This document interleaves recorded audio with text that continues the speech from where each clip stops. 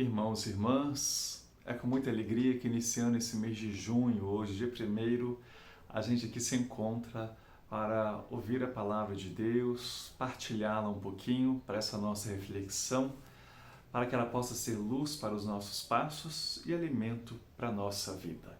Então, ouçamos o Evangelho de hoje, lembrando que a partir de hoje nós não estamos mais no tempo pascal. O tempo pascal se encerrou ontem com o dia de Pentecostes, esses 50 dias em que vivemos a espiritualidade pascal.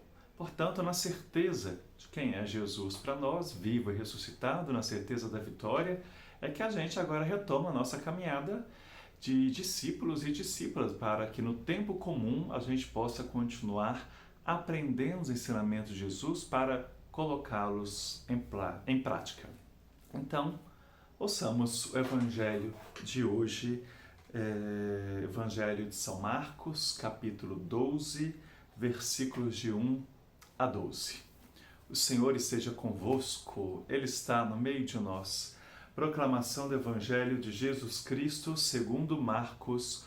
Glória a vós, Senhor.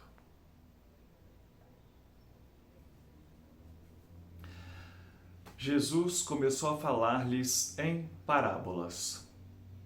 Um homem plantou uma vinha, pôs uma cerca em volta, cavou um lagar para pisar as uvas e construiu uma torre de guarda. Ele a alugou a uns agricultores e viajou para longe. Depois mandou um servo para receber dos agricultores a sua parte dos frutos da vinha. Mas os agricultores o agarraram, bateram nele e o mandaram de volta sem nada. O proprietário mandou novamente outro servo. Este foi espancado na cabeça e ainda o insultaram. Mandou ainda um outro e a esse mataram. E assim diversos outros, em uns bateram e a outros mataram. Agora restava ainda alguém, o filho amado. Por último, então, enviou filhas aos agricultores, pensando: meu filho respeitarão.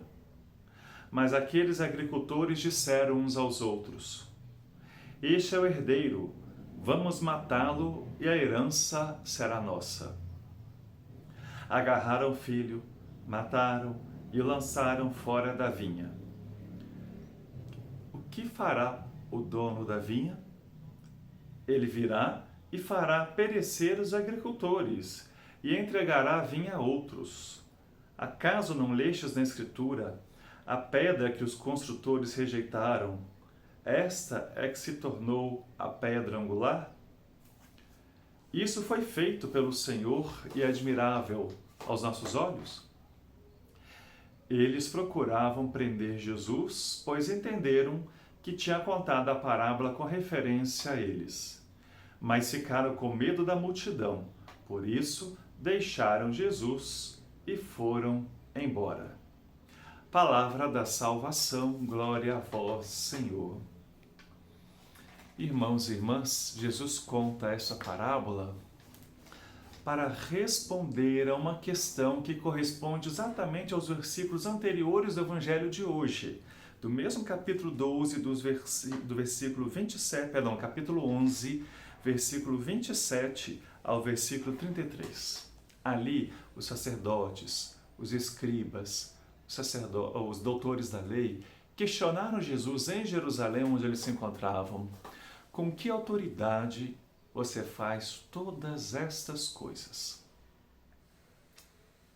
E Jesus, então, conta-lhes essa parábola, aí sim o Evangelho de hoje, que conhecemos bem, da vinha, dos vinhateiros, para responder com que autoridade ele realizava todos aqueles sinais, fazia o bem daquela forma e pregava a sua palavra. Jesus, nessa parábola, ele parte fazendo uma metáfora que era muito conhecida pelo povo judeu, que era própria da realidade deles. A vinha, era o povo de Israel. A vinha foi adotada como um símbolo do povo de Israel em relação a Deus. Israel é a vinha do Senhor. Então Jesus utiliza dessa simbologia forte, conhecida, porque era bem conhecida por eles, para poder passar a sua mensagem. E assim, a vinha é o povo de Israel. O vinhateiro, né, são as lideranças que Deus havia dado para cuidar do seu povo. Os servos são tantos profetas, homens e mulheres que Deus enviou para o meio do seu povo, para abrir os olhos. E o filho do dono, né, do dono da vinha, é Jesus, o enviado do Pai. O Pai é aquele que aluga a vinha para os vinhateiros. Então, com todo esse sentido, Jesus está querendo levar esses sacerdotes, esses doutores da lei, esses fariseus, esses saduceus, a abrirem os olhos. Que ao longo da história da salvação, Deus enviou tantos homens e mulheres como profetas e profetisas para poder, em nome de Deus, enviado por Ele, abrir os olhos de que as lideranças religiosas estavam se desviando daquilo que Deus Pai havia estabelecido para eles. Estavam fazendo da religião uma religião de comércio, estavam fazendo da religião uma causa de separação entre puros e impuros, estavam fazendo da religião um meio de exclusão. Deus não era assim, o Pai não é assim, porque Ele ama todos os seus filhos, por isso enviou tantos profetas e profetisas na história para alertar as autoridades religiosas. E o que acontecia? O que aconteceu? Aí a gente conhecendo os livros proféticos do nosso Antigo Testamento, o destino dos profetas, na sua grande maioria, foi a morte. Mandaram matar, como Jesus falou na parábola. A um servo espancaram, bateram na cabeça e o mandaram embora. A outro servo espancaram, insultaram, blasfemaram contra ele. A outro servo matou. Então Jesus está falando do agir do Pai na história da salvação, né, da humanidade a partir de Israel, e o que as lideranças estavam fazendo com esses servos de Deus. Por quê? As lideranças tomaram posse da vinha do Senhor. As lideranças esqueceram que estavam a serviço de Deus, mas que começaram a criar suas próprias regras, suas próprias leis, e começaram a estabelecer critérios que são dos homens e não de Deus. E quando Deus enviava esses profetas para poder denunciar esses erros, eles eram perseguidos, maltratados e muitos mortos. Então o que Deus faz ao longo da história humana? Envia o seu Filho. Do alto dos céus, Deus faz com que o seu Filho se encarne, na linguagem da parábola, né? O dono da vinha viu o seu filho acreditando que o próprio filho, através do filho, eles possam se sensibilizar. Está vindo o responsável, o filho do responsável, está vindo o herdeiro da vinha. Mas Jesus anuncia, né? Na parábola que ele conta, ele anuncia aquilo que vai acontecer com ele. Mataram o filho do dono,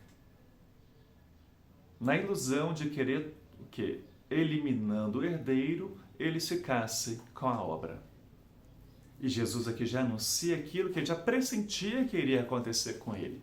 Ele também iria ser assassinado. Por quê? Porque ele estava sendo rejeitado. A sua palavra era rejeitada pelas autoridades religiosas.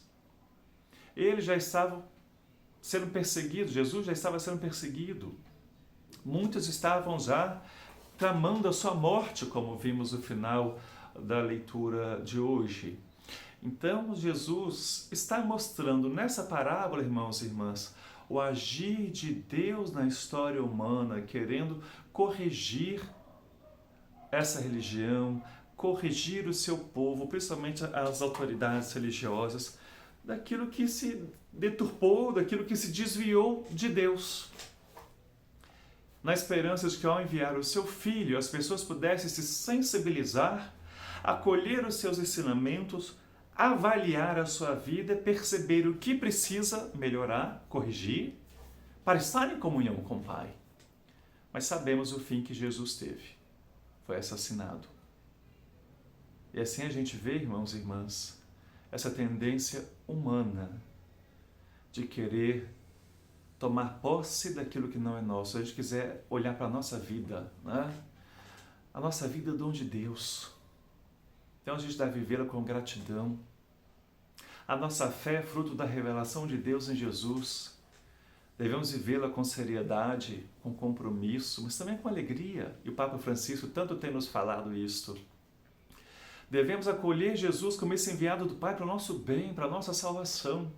Então devemos sim confrontar a palavra de Jesus com a nossa vida, para que a gente se converta e se aperfeiçoe. Devemos fazer da nossa religião a religião cristã, de acordo com Jesus, como Jesus viveu a sua fé. Não devemos manipular a religião cristã de acordo com os nossos interesses particulares, senão fazemos como as autoridades religiosas judaicas e podemos hoje ser essas pessoas a quem o Pai está chamando a atenção. E assim, nessa parábola, Jesus responde com que autoridade ele faz todas essas coisas. Ele faz, né, foi a questão que lhe foi apresentada nos versículos anteriores da leitura de hoje, que eu falei no início da reflexão. Jesus realiza todos os sinais com a autoridade de Filho do Pai. De Filho de Deus Pai.